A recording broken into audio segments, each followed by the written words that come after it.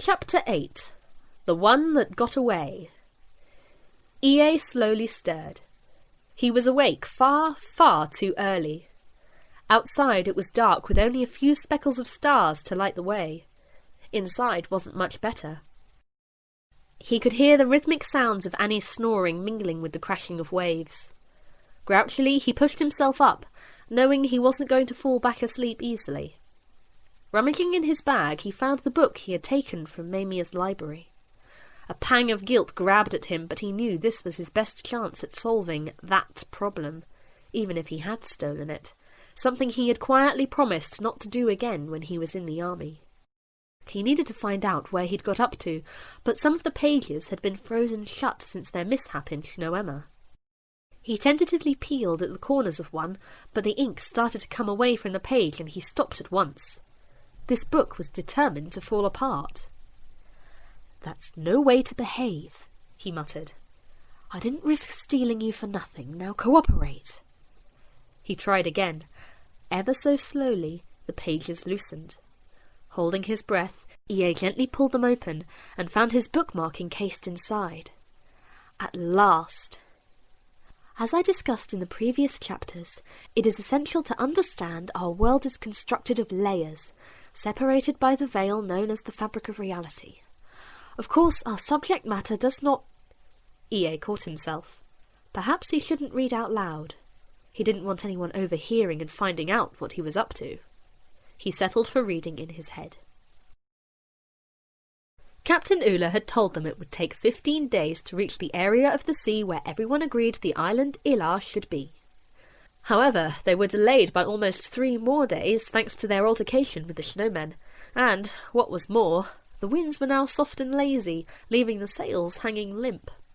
After all the recent excitement, this sudden drop in pace left everyone with a lot of energy and nowhere to put it. No one felt this more than Annie and Prince Dominator, who had never been models of patience to begin with, and were now liable to small explosions at the slightest hindrance to their daily routines. The ATR might have been used to this, but for the uninitiated sailors it was fast becoming extremely irritating. Worse still, it was often GA, their beacon of bad luck, who ended up getting the brunt of their frustration. Having grown tired of being quietly told by his brother to either ignore them or seek vengeance, GA had retreated upwards. He knew it was all nonsense, and felt sure some of the Nausians didn't actually mean what they said. In fact, he really didn't mind staying up amid the masts above the hubbub. From there he could observe all the activity, business and talk below without anyone walking through him or whispering to one another.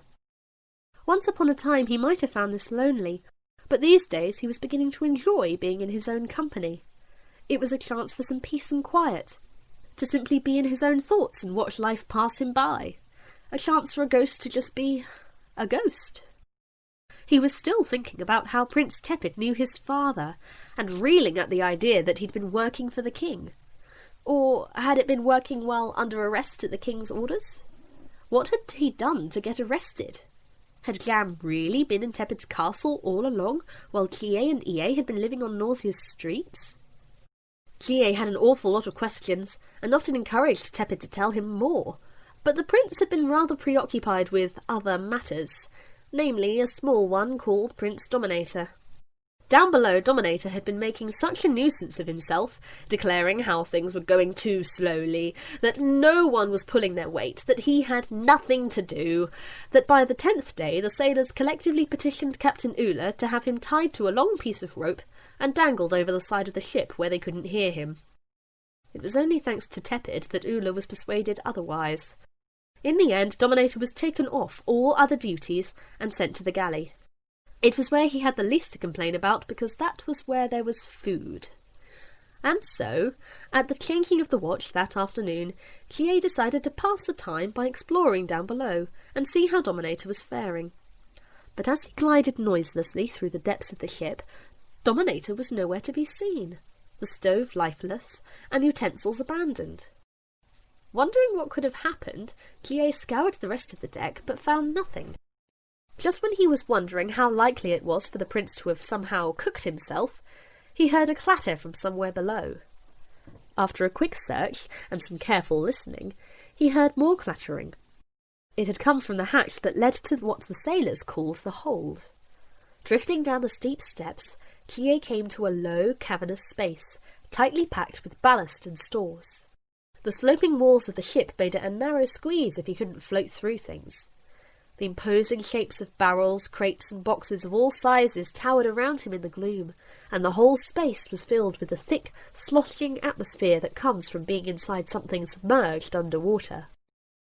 Dominator stood at the far end, a lantern in one hand and a peculiar look on his face. As Bligh's soft glow lit the walls nearest, he turned about abruptly. "Oh, it's you. Do you need something?" Bligh shrugged.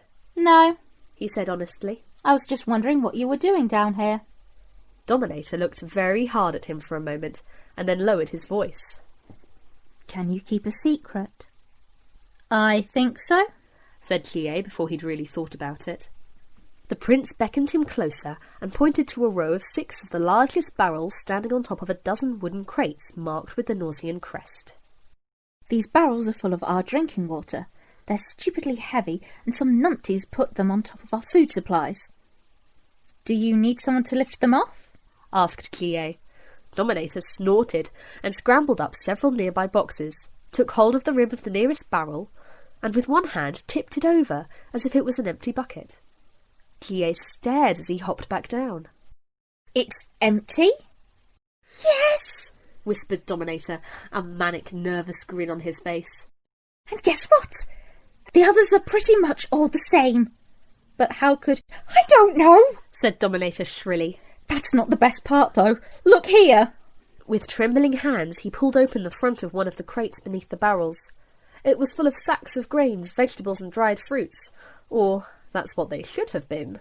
The contents of the sack Dominator tugged open looked as if they'd tried to digest themselves. "It's all soaked!" exclaimed Bligh. "They're all the same, all of it," said Dominator. "How come no one noticed this earlier?" asked Bligh. "I'm the first to open these," croaked Dominator, gazing into the slush as if it was his grave. "We only finished using the crates stacked on the other side this morning. When the captain finds out, he's going to eat me." "Don't be ridiculous," said Bligh. "It's not your fault." "What's whose fault?" said a voice behind them. Dominator dropped the sack. Morphea was at the foot of the hatch steps. It was amazing how she could make casually holding a spoon look that threatening. Clearly she, like Bligh, had come to see where Dominator had got to. Without batting an eye, she strode between them, knelt to examine the dismal contents spilling from the dropped sack, then pulled open a second crate and heaved out more of the sad, pre-digested mess. "Oh my!" Dominator leapt back, gaping in theatrical shock. "G.A., what did you do?"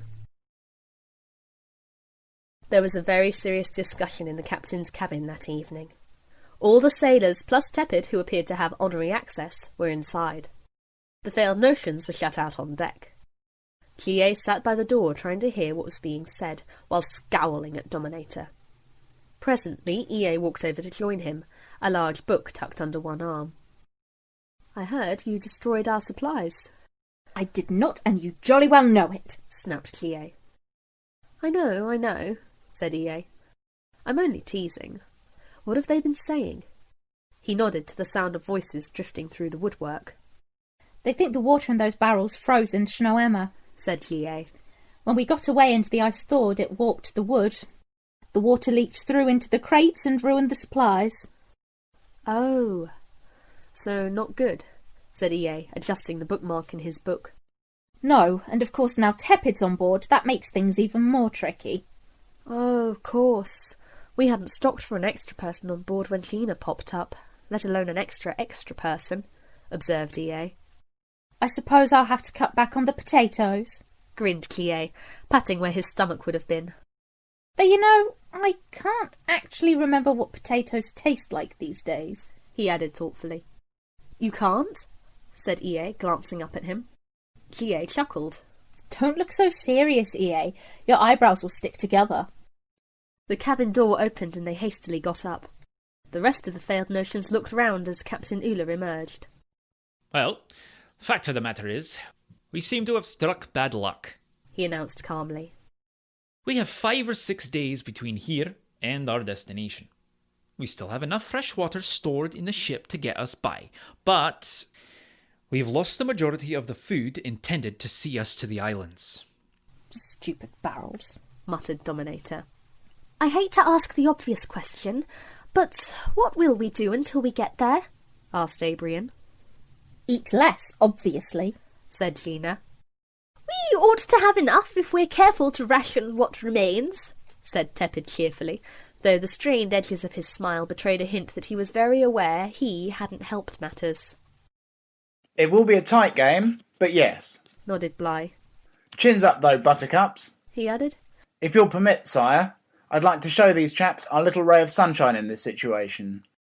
He pulled out a heavy ledger he'd been carrying and spread it open on the rail.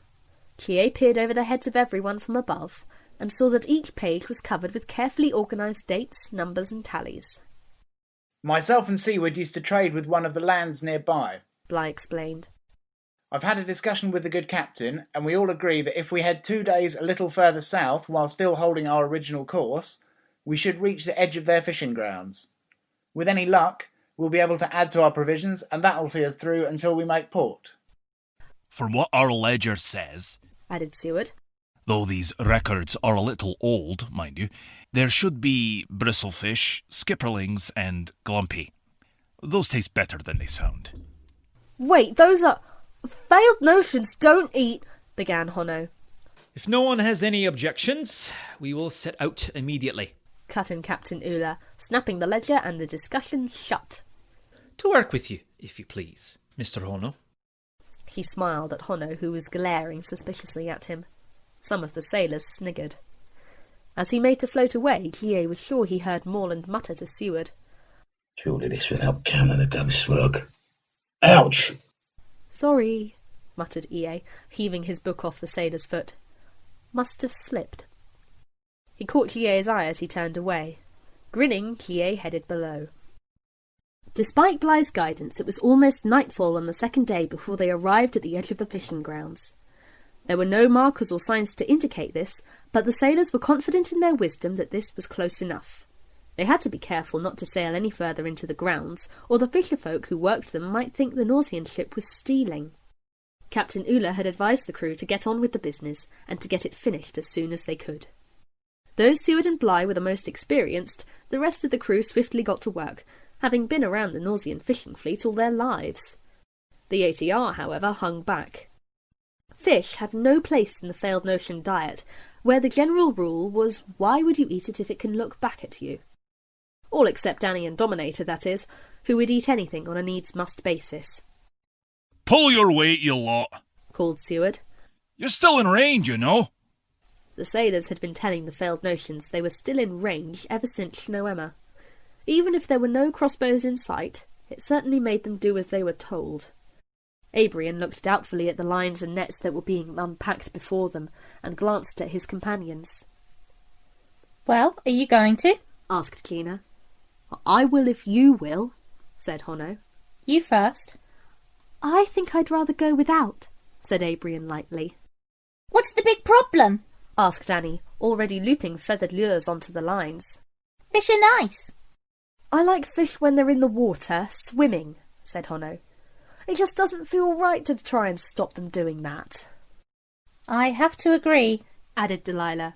But I am really hungry. Come on, said Dominator.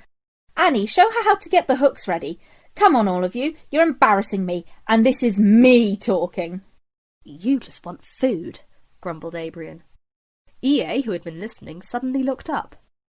Chie, what about sea fruit? What? Asked Chie, hovering beside the group. When we lived in Nausea, every so often a nice trader would give us any leftovers from their stands. There was a stew with all sorts of things in, vegetables and herbs and sea fruit. Do you remember?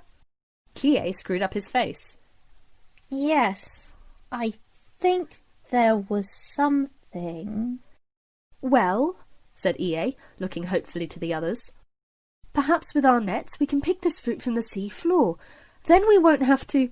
But he was drowned out by a gale of laughter.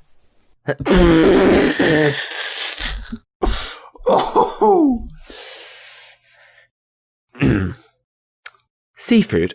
laughed Haidur. Oh, you dear innocent fruzzery things. You and your brother were eating fruit of the sea, were you? With a mighty tug, he heaved a dripping net onto the deck and threw its wriggling, writhing contents at their feet. Let me introduce you to the ocean's fruit bowl, he said. The glistening turmoil of slapping creatures gazed up hopelessly into EA's face. EA stared back, all colour draining from him as every round, glassy eye seemed to look up at him as if to say, "That's right, you have no soul." "I'm going to bed," he said, turning on his heel and departing below, the slippery judgment of every creature under the sea resting on his shoulders. When no other options presented themselves, the rest of the ATR reluctantly stayed behind and, however grudgingly, began to make themselves useful. Gia floated beside Delilah and tried to help as she and Annie worked at untangling large nets and preparing ominous-looking hooks. She must be really hungry, he thought as he watched her stoically threading lures onto the lines, while determinedly not looking at the catch now being dispatched by the sailors beside them. He didn't quite understand how 2 days on half rations made so much difference to anyone. After all, he couldn't remember the last time he'd eaten anything, even the fruit of the sea. But somehow it was certainly making a difference to his friends. Delilah especially did not do well on an empty stomach, and she had suffered the most from seasickness, even after everyone else had overcome theirs. She had been determined not to let this dampen her spirits, but the new rationing system was beginning to stretch her patience. That was why, after 5 minutes of trying to be helpful, Gia realised it was probably best if he kept his mouth shut and let her get on with it. The whole process seemed to take forever. Darkness was swiftly closing in, and a stiff breeze shredded the clouds above, stretching them raggedly across the hazy blue sky as stars peeked out to watch their work with an unblinking gaze. Though this lessened the rain that had been fizzling on everyone's heads, it did little to raise their spirits. As the night lowered itself around the ship, the fish seemed to sink away, drifting deep into the depths of the sea and far out of their reach. Seaward and Bligh fell into a whispered debate full of their private knowledge about what should be done. What they had caught was preserving in brine. After an hour it would be boiled in the biggest kettle, full of vinegar and spices and sealed in heavy jars. So far it wasn't very much to share between 6 Nausians and 8 failed notions. Honno stood on the poop deck, watching his lure dancing in the ship's wake. The waters beneath him remained defiantly empty. Secretly, he didn't mind this if it meant a couple of fish got away. He was sure he could manage on what they'd brought, without killing anything. He just had to make sure he put in as little effort as possible. When the blue-grey foam of the wake below became too dim to see, he stretched and began to reel in the line. "What are you doing?" Honno nearly fell off the ship. Looking round, then down, he saw Annie standing beside him. "You aren't packing up, are you, Honno?" she asked shrewdly. "It's too late to do anything today, Annie. There's no fish here," he said, continuing to reel in the line. Annie tutted disapprovingly. "And this is why you'll never marry." "Excuse me?" "Didn't your auntie ever tell you there's plenty more fish in the sea?" she said, seizing the line and flinging it back over the side. "There's nothing out there," said Honno, full of frustration. "Do you mean to say," said Annie, her hands on her hips, "that you're going to give up and leave me, your beloved Annie, to starve?" "Any day," smirked Honno. Annie shook her head. "Such a disappointment. Your auntie will cry when she finds out I had to eat you because her lazy, unfaithful, ungallant blonde nephew wouldn't catch me one little fishy for my din-dins."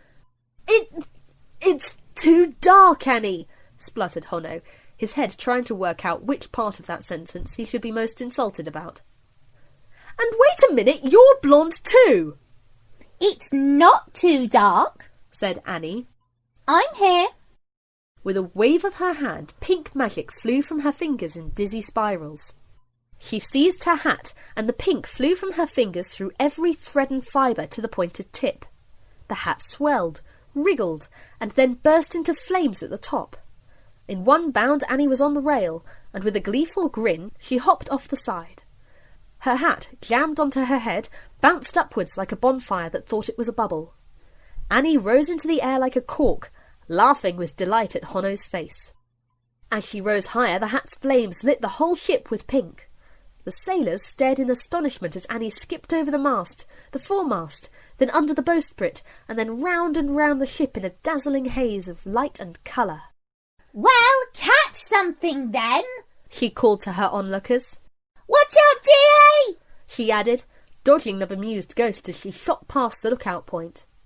G.A. couldn't help but laugh as she spun about them, and the sleepy deck sprang back into action. Annie's magic was soon working. Curious eyes from even the darkest hideaways of the sea soon came up to see the light show. Even the most reluctant failed notions found the sailors' shouts and cheers infectious as everyone helped to haul the heaviest net of them all on board. Even Tepid rolled up his sleeves, buttoned them, ensured his waistcoat was well protected, found a clean pair of gloves, and helped to pull. None of them noticed the ripple a little way off. A very big ripple. The fish in the water around the boat began jumping as if the water was boiling. Then, without warning, they all darted away like silver arrows. It was one of those moments when everything happens right before your eyes, extremely slowly, but in reality it's a matter of seconds, and there's nothing you can do to stop it as the moment unfolds. Annie was in the rigging, and then she wasn't. Her pink light dimmed and then shone briefly through enormous gills. The shower of seawater soaked everyone. The whole ship reeled like a toy, ropes snapping, wood crunching, and timbers moaning like trees in a gale. Then everything moved downwards as the colossal fish fell out of its leap and plunged back into the sea. Its tail dragged through the rigging, across the deck, and finally disappeared in the tumult of spray. The whole ship was tipped on its side, its broken rail level with the water. The full nets crashed along with barrels, bottles and boxes into the sea, their contents disappearing instantly as they swam joyfully away. There was a terrifying silence. Then, with a tremendous, groaning, creaking effort, the ship began to move back upwards, desperately slow at first, then speeding up until it flung what remained of its masts into the air, swaying violently but mercifully upright. It happened so quickly that at first no one was sure what had just hit them. All except for G.A., who had watched from mid-air as the fish burst out of the water, arched over everyone's head, caught Annie in its mouth, and then crashed down onto the ship. Its immense shining belly landed straight on top of him. A lot of debris, plus a few people, he didn't see who, slid through him and crashed into the water. He darted over and around the ship as it steadied itself, calling out to anyone who could answer, trying to see what damage had been done. In the dim light he saw what looked like Abrian picking himself up, Gina untangling herself from ropes, and heard the voices of several others. One of them sounded like Haidur. A lantern flared, and its flickering glow illuminated the face of Captain Oola. Without a word he set about lighting more lanterns that were still in one piece, then pulled anyone nearby into the centre of the deck and counted heads. 5. Without pausing for breath he headed below, his swift footfalls disappearing amidst the groans of the aching ship. After 10 minutes he re-emerged, followed by 2 others. One of them must have been Morland because he was clutching his precious fruit tree, its leaves falling onto the deck.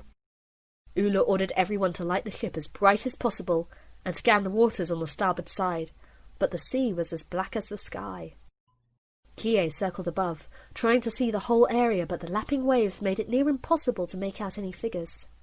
The only things afloat were pieces of broken ship being steadily swept away by the strong current. A silent feeling of panic was seeping through G.A. as he scanned the empty waves.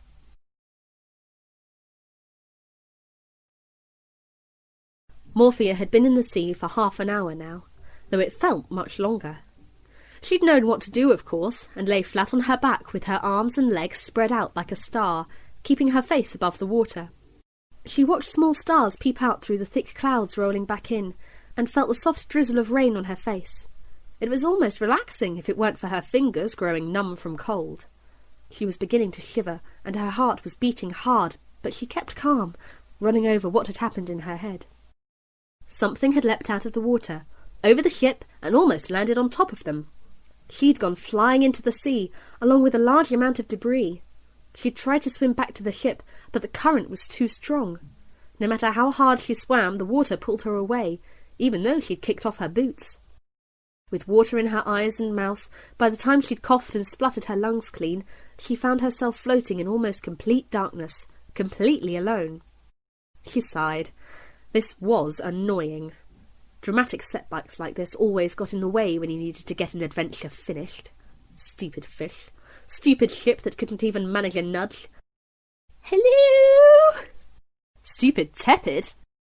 Morphea swam towards the voice, hoping against hope. Hello? It might not be. It still might not be. Why, Morphea, is that you? Oh, good grief, it really was. And it got worse. I am soaking. I am wet. I do not like this. I found Dominator floundering amongst the waves, said Tepid, hauling the irate prince by the collar. Morphea, are you there? Morphea felt very tempted to sink out of sight, but somehow her moral conscience kept her afloat. Yes, it's me. I'm over here. Morphea, thank goodness. So you fell in the drink too, said Tepid, paddling into view. Dominator emerged, gasping behind him. Hello, Tepid, said Morphea levelly. This is, well, terrible, just terrible. Yes, Tepid. This isn't what being shipwrecked is meant to be like, surely. None of the old stories mentioned how cold it got. I'm exhausted. Please, could we huddle together for warmth? No, Tepid. Where's the ship? Demanded Dominator, fighting to keep upright. The currents pulled us away. I don't know where it is, said Morphea. Dominator was not impressed. Am I going to drown? Tepid, come back here. You're drifting away, barked Morphea. We'll have to wait until the sun comes up. That will give us our bearings and will be far easier to find. Why don't we send up a signal with magic? Said Dominator, though he was barely able to lift one arm out of the water. I don't think that's wise, my dear chap, said Tepid. The fish in this area are clearly drawn to light. Judging by the considerable size of the specimen that struck our ship, I would be reluctant to do anything that might attract others, especially in our vulnerable state. Dominator didn't answer. Tepid was right. The knowledge of a myriad of unknown creatures lurking beneath their feet was a very uncomfortable thought. After some time, the rain began to fall with purpose once again. Any stars were obscured by rolling, pitch-black clouds that blended with the dark sea. By now they were all becoming increasingly anxious, though none wanted to let the others know that. At one point Tepid tried humming a little song, but stopped at the dangerous silence that emanated from Morphea. Time dragged by, and still there was no sign of the ship. The cold was creeping into their bones, and treading water was like wading through treacle. All they could do was hold on to each other and use up as little valuable energy as possible. Over an hour passed. One by one they began to feel drowsy.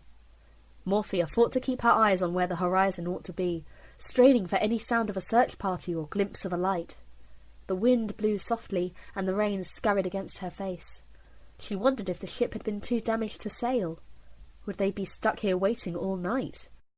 Even if they didn't like her or Dominator, the Nausians would prioritise Prince Tepid over almost anything. But were they the only ones out here? Had any of the others fallen overboard? Deep down, she really hoped everyone was all right. Somewhere inside, a little flame, kindled by thinking of them, kept her warm. Morphea? She coughed and spat out seawater.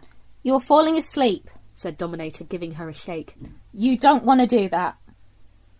Where's Tepid? Morphea said, suddenly aware he was no longer holding on to her arm. He's flagging down the boat. What boat? Then a heavy spool of rope fell on their heads, and in seconds 2 pairs of strong arms wrenched them from the grip of the water. Annie stayed very still and kept her eyes shut. This wasn't very nice. It was awfully slimy, awfully dark, and incredibly smelly. The initial shock had long since worn off. Now she was getting annoyed. She tried pushing her legs in front of her, but the walls pushed back. She pummeled all around her, but nothing happened. Right then, Annie had had enough. Keeping her eyes and nose shut, she took a deep breath and exploded in a wave of pink magic. The enormous fish that had her in its throat stopped short as it swam. Something didn't feel right. Something growled from inside it. Then something gurgled. Then the fish felt very, very sick. The next thing Annie knew, she was being propelled forwards in a disgusting surge of bottles, shoes, fish bones, and other indistinguishable chunky objects, including, for some reason, carrots. All flew with her in a cloud of pretty pink sparkles. Morphea sat up, but then found her head being pushed back down. Her arms were pinned to her sides, wrapped tightly in some sort of cloth or a blanket. Lie still, you're not warm yet, said a voice, coming from someone stepping over her towards 3 other figures. The floor swayed beneath her and a lantern flickered above her head. This was not their ship. "We should put about now," said a second voice, also speaking above her. "We'll get back to Tengasharu by morning." The Ziggy must have been feeding again. Travellers must have stirred them up. Funny to think travellers have come so far this way in these days. Morphea felt like a caterpillar lying there as they stepped around her, speaking to one another in their rolling language, unable to move and her hair dripping into her face. Morphea. She rolled over and saw Dominator lying, similarly bound, beside her. Are we going to die, Morphea? He whispered. Shut up! Tepid squishing me. I have already offered a profusion of apologies, the prince's voice issued from somewhere behind Dominator. I'm afraid there's little I can do. They clearly want us to lie still. Well, obviously, said Morphea. They're talking about the big fish and they're making ready to head for land. I say, do you speak their lingo?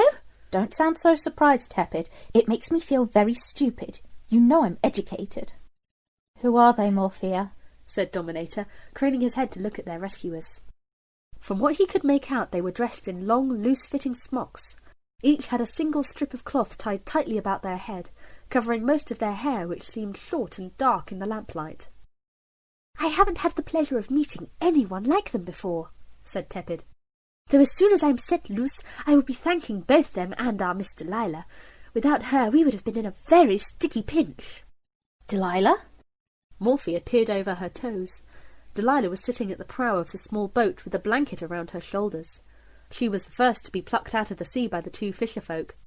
She had been soggy and confused, but managed to roughly communicate to them that they must turn their boat about and head along the current to look for others. It had been a long, anxious search, but at last, with a little luck, they found Tepid swimming towards them. Delilah felt scared and out of place amongst her new companions, not knowing what was going to happen next. All she wanted was to see their ship on the horizon, coming towards them to fetch them back to safety. So far, this hadn't happened. Their rescuers were growing reluctant to stay at sea any longer, and were making motions to change their course, when Delilah suddenly stood up, her eyes fixed on the sea ahead. What is it? Called Dominator. I thought I saw something moving, said Delilah. Please, hold this course. Don't move the boat, she said, signalling to their rescuers. Both crept forward to see what she was looking at, one holding the lantern high in front of them.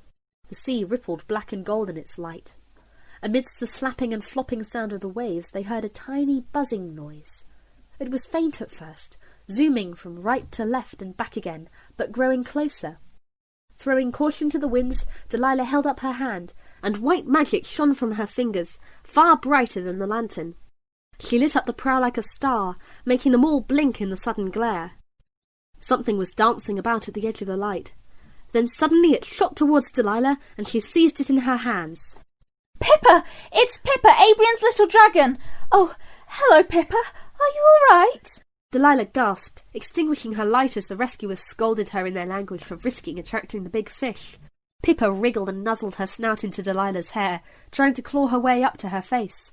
Little fire-hearted dragons didn't like the open sea, and this one hated being on its own more than anything else. What a clever dragon, said Dominator, trying to get up only to have his head forced down again. Delilah held tight to the little creature, despite its claws scratching her hands. Pippa's belly was wonderfully warm in the damp sea air. Only after a minute did she realise there was something fastened around the dragon. Squinting in the dark, Delilah untied a minuscule pouch and pulled it open. Pippa shook herself free and crawled over to lick Tepid's feet while she unfurled a narrow scroll of paper. From ATR to whoever receives. 4 of our comrades are missing. Please search all waters around. Our ship is damaged. We cannot sail in search. If friends are found, send dragon with reply. If friends not found, send dragon with reply at once. Do not harm dragon. Do you have anything to write with? To write with? Asked Delilah, signing to the rescuers, but they shrugged, shaking their heads. The tiny scroll was too small to fit a new message on anyway. What's the news? Asked Dominator. We're the only ones who fell off, said Delilah. Sweet mercy, that's good luck, said Tepid. I was terribly worried. Oh, Pepper, do stop! We'd left the others afloat. How do we let them know that tickles! That we're all right? Give that message here, said Morphea, wriggling an arm free. I have an idea. Honno had been picking up the remaining pieces of broken timber from the ship's deck when Pippa returned. Everything was eerily silent. The loudest noise was the twang of apprehension strumming over the ship. Bligh was up in the lookout point, his eyes wide and his face tense. As soon as he heard Honno shout, he descended so fast it was as if he'd materialised next to his friend out of thin air. He watched, terrified, as Honno opened the little pouch and pulled out 4 locks of hair, 1 brown, 1 dark, 1 purple, and 1 flaming ginger. "It's all of them," called Honno, as Bligh slid to the floor, unable to hold himself up as relief overwhelmed him. Delilah was safe. Captain Oola strode forward as Abrion took the pouch from Honno. "Say, look! There's a little piece of cloth in here," Abrion said, holding it up to the light with Pippa on his shoulder. Oola took it and examined it closely. Seaward, are you familiar with this? He asked. Seaward squinted at the scrap. Looks like Oza. The fisher folk around here wear it and weave it into their sails. It comes from the land at the foot of the archipelago, called Tenga Sharu. His Highness Prince Tepid is very fortunate, said Bligh. The fisherfolk will have put their rudder to the sea by now and headed for home. It'll soon be dawn and they don't fish in daytime. Then we can presume that's where your comrades have gone, said Oola, addressing the deck. We, meanwhile, must keep to our course. The ship won't manage a long journey in its current state, and Oola is our closest port of call.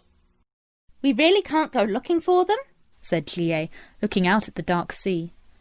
If you would like to chase a smaller, faster fishing boat and a large, broken, slow-moving ship, then yes, said Morland, shooting a look at Bligh as he gathered leaves off the deck, the fruit tree looking distinctly worse for wear. Delilah will be all right. She's got Morphea with her, said Abrion kindly. And what about your pink flaming-hatted friend? Asked the captain.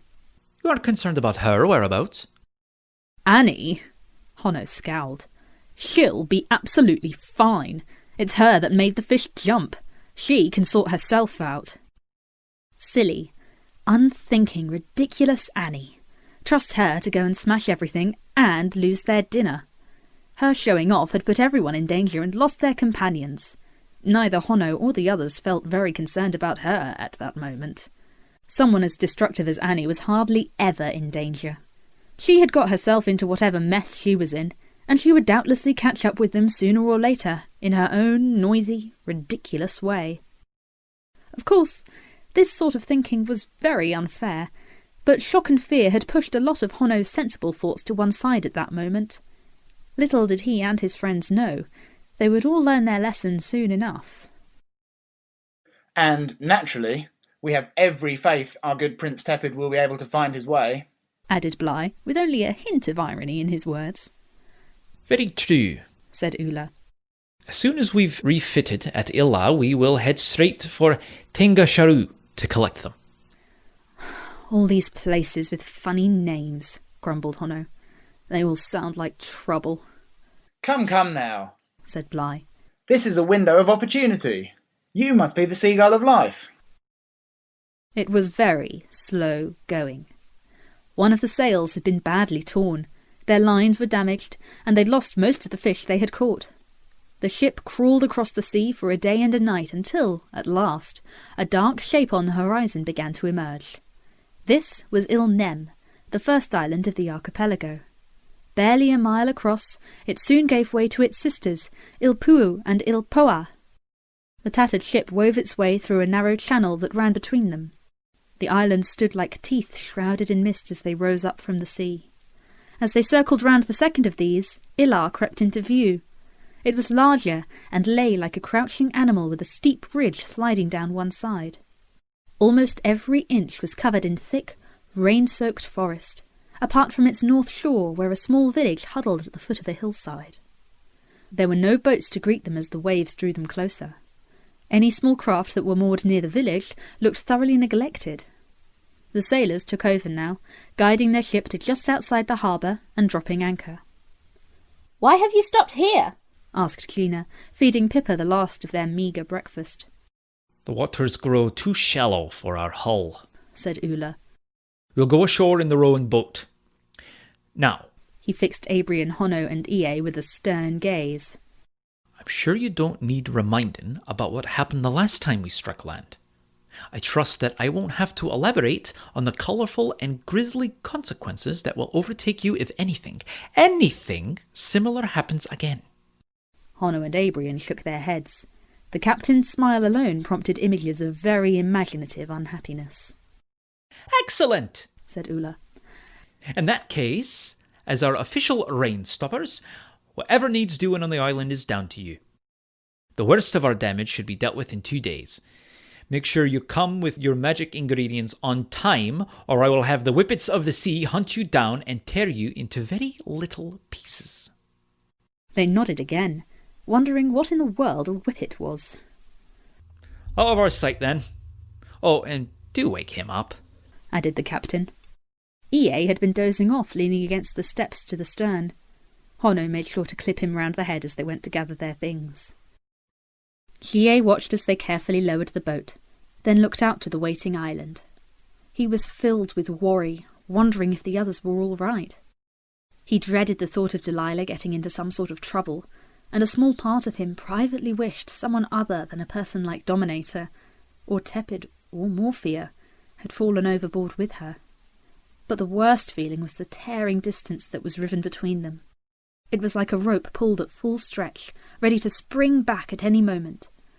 All he could do was keep telling himself it would all be all right. Delilah would get back soon. They'd all be back together, and everything would be all right. He felt thoroughly glad when the island of Allaire came into view. This was supposedly where they would find the first ingredient, the mysterious Gormasolsha, which meant they would soon be exploring. For the first time since they had left Maemia and the Owl Isle, they could get on with what they had set out to do, and this helped push his worries to one side. "Hurry up, Bligh, or you'll get left behind," called Abrion from the rowing boat. "Promise you'll take good care of Pippa, Mr. Seaward." "She will be fed, and will probably keep us all on our toes," said Seaward, gently plucking the dragon's teeth from his ear. He had rather taken a shine to the little creature, and often snuck her titbits when he thought Abrion wasn't looking. Bligh flew down to the water level, following the boat as the veiled notions pulled towards the village. They weren't good at rowing. Hono almost lost an oar, and the boat was very wobbly. Morland and Haidur stood by the whipstaff, watching their progress. "Don't make a mess of it," called Haidur. "Remember, you're still in range."